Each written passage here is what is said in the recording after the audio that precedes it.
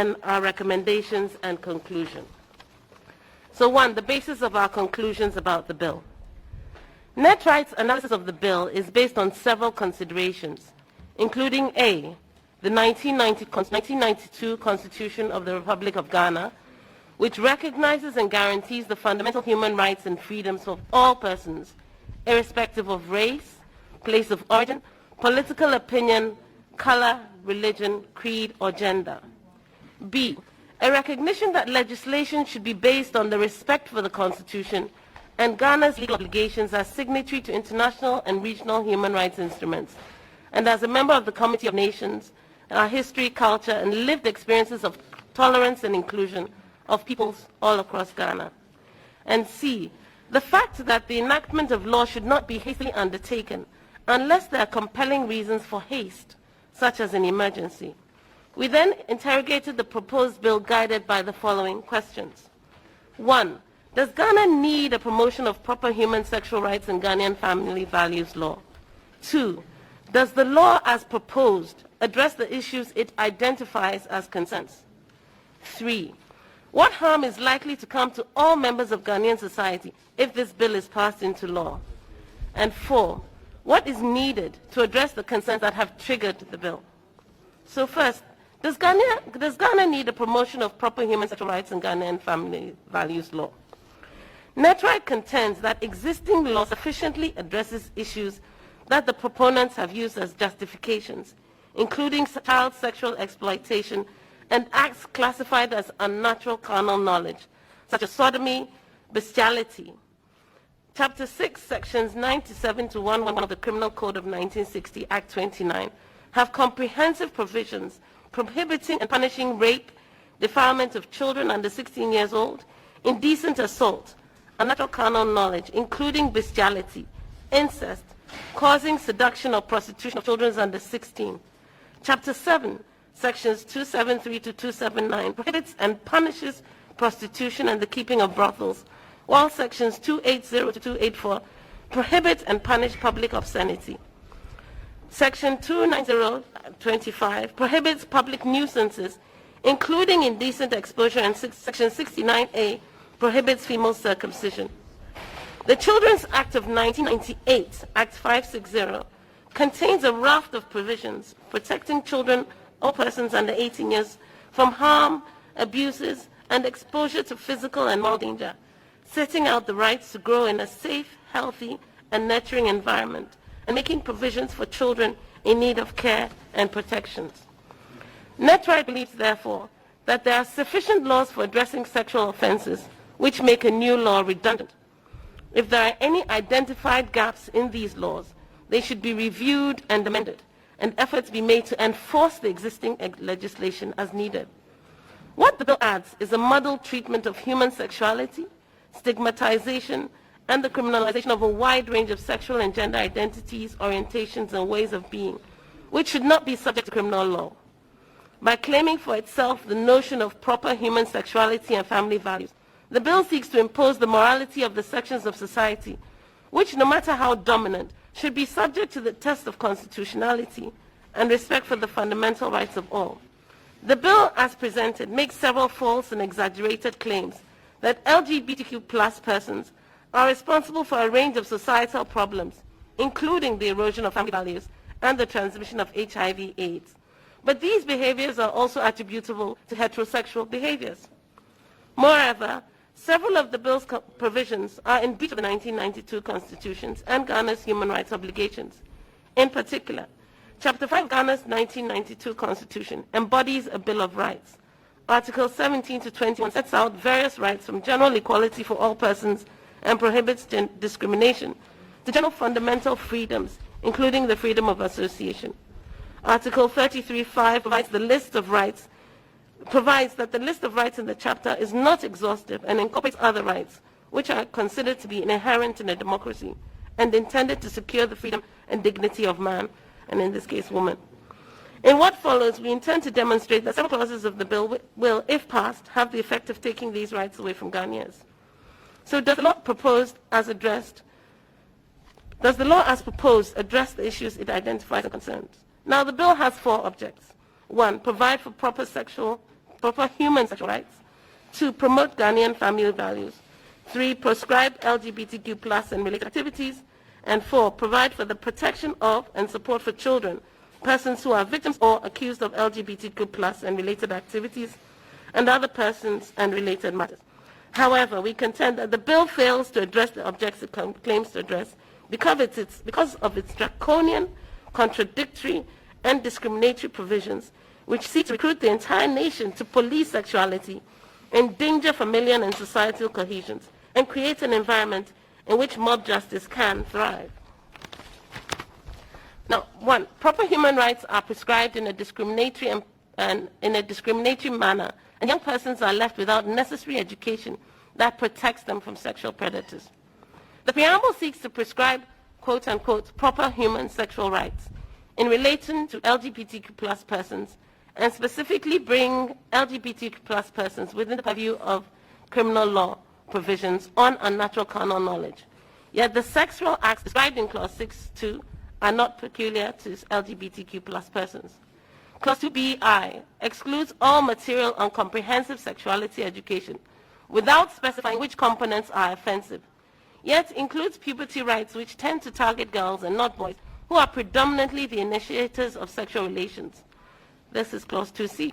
This is discriminatory and based on the mistaken belief that a situation of ignorance of matters of sex and sexuality is best for young people. Clause 6.1e creates the offense as a second-degree felony of holding out as a gay or lesbian. But how does that affect the rights of those already self-identified as gays and lesbians? And they are required to recount, but if so, how?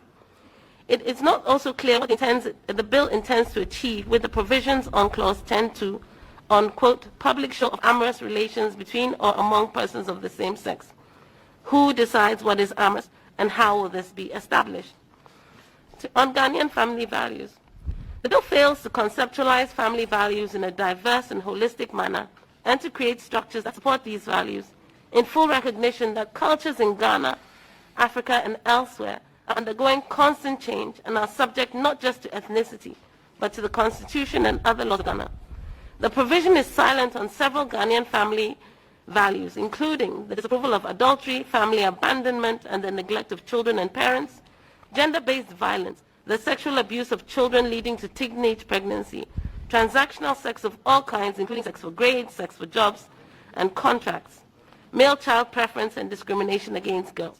The bill then creates a wide-ranging and undefined offense known as undermining proper human sexual rights and Ghanaian family values. That's under Section 4. Laws cannot and should not be used to crystallize family and family values when both the institution and its values in every part of the world, including Ghana, are ever-changing. If it were not the case, many of the women in Parliament would be confined to the domestic sphere in keeping with certain received notions of family values. Rendering of the family as a nuclear conjugal union delegitimates other family arrangements that are quite common in Ghana, such as families established by unmarried persons who may or may not be relations.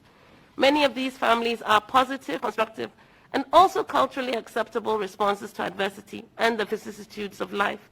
These families deserve our collective gratitude and support, and not delegitimation.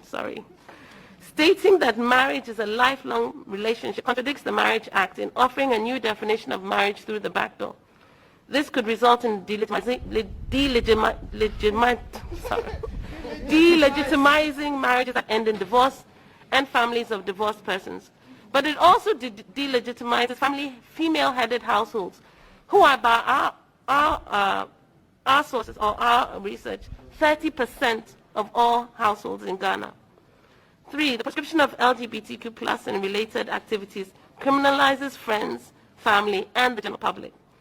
Clause 12.2, criminalizing engagement in an activity that promotes sympathy or a change in opinion regarding acts prohibited in this bill, is highly unusual and problematic.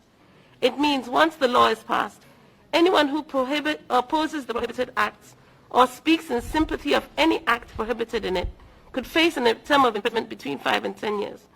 But it is difficult to comprehend why expressing sympathy would be an offense in an environment where our social services are grossly inadequate and where societal values encourage us to support each other. This clause prohibits acts of conscientious objection, which are an integral part of the global human rights system. The clause runs the risk of creating prisoners of conscience in Ghana. The disbandment and prohibition of LGBTQ+ groups under Clause 16(1)(c), even for purposes of mutual peer support or safe spaces, means they cannot even avail themselves of the support envisaged under Clause 20(e), unless those providing treatment are, quote, approved service providers. This would criminalize any family member, counselor, or religious leader who seeks to provide support or counseling. 4.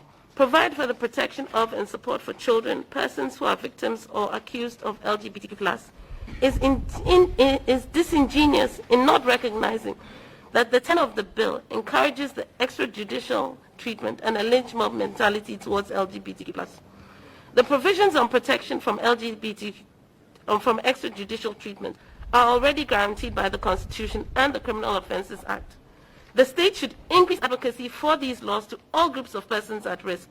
There is no need for an additional law. This particular provision in the bill, these particular provisions in the bill have no credibility, and should not this be taken together with the other sections of the bill. They have been used by the proponents of the bill as cover to force LGBTQ+ persons to undergo dangerous and unproven treatments and conversion therapies of doubtful efficacy. This breaches the right to health, which includes the right to choose freely what treatment to undergo. So what harm is likely to come to Ghanaian society if this bill passes into law? This bill is dangerous in a number of ways. For instance, 1. The Constitution's provisions and underlying principles of tolerance, social cohesion, and respect for difference will be threatened. 2. There will be an increase in violence, stigmatization, and discrimination in various forms against the LGBTQ+ community, their allies, relations, and neighbors. We are already witnessing an escalation in such acts since the bill was tabled. 3. The LGBTQ community is being falsely accused of being responsible for all the moral failures in our society, and their activities have been willfully conflated with bestiality, pedophilia, incest, nudity, and a whole host of unsavory practices in an ongoing social media campaign to drum up public disgust and hatred of the community. The hatred and ridicule being expressed, as well as the acts of harassment and violence in this period, are an affront to the dignity of LGBTQ+ persons. Now, the bill will actually drive the LGBTQ+ community underground and lead to serious health problems, economic hardships, and the denial of right to basic services to which every Ghanaian is entitled. Clauses 12 to 16, which address the propaganda, advocacy, support, and other promotional activities, puts every member of Ghanaian society who discusses or shares material on the LGBTQ+ issues at risk of being held criminally responsible and imprisoned for showing sympathy for LGBTQ+ persons. This bill also greatly curtails academic freedom because it suggests that faculty members cannot teach, discuss, or provide reading materials on matters of gender identity, sexuality, and sexual orientation in African communities with homosexual practices and the same-sex customary marriages, for example, female husbands, for fear of being branded an advocate for the rights of LGBTQ+ persons, and therefore falling foul of the law. Similarly, a medical officer who offers medical support and assistance to the members of the community can be held criminally responsible. You have 5 minutes left. Okay. Can I skip? So what is needed to address the concerns that have triggered the bill? Now, several concerns have been raised that this bill will not solve. These include the concern about economically vulnerable youth being led into criminal and socially unacceptable behavior. While the bill only mentions social homosexual activity, there is evidence that transactional sex is mainly a heterosexual activity. According to the Ghana Health Service, over 100,000 teenage girls became pregnant in 2020. This would suggest that this is a much more urgent and serious problem. So we therefore urge Parliament to make haste very slowly on this bill. On the basis of the foregoing, NETRAC proposes the following steps. 1. Rigorous multidisciplinary research on LGBTQ+ as a basis for more informed discussion. This has become even more urgent in the light of the one-sided scientific information that is being presented to this community. For example, information presented to this community stems from the 1950s in a report in which the African brain was considered as smaller than the European brain. And as such, we need much more rigorous and current information. then we also need a national discussion on the full range of economic and moral challenges facing the nation, especially young men and women, devoid of acrimony, prejudice, cultural and religious biases, ideologies and idiosyncrasies, and targeting and discrimination of particular groups in order to fashion responses which are empowering and effective in harnessing the potential of young people.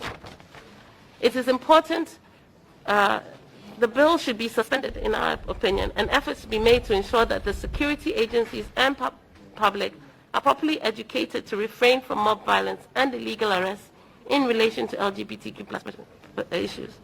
In conclusion, NET's position is that A, the bill is not needed because we already have non-discriminatory laws on sexual offenses.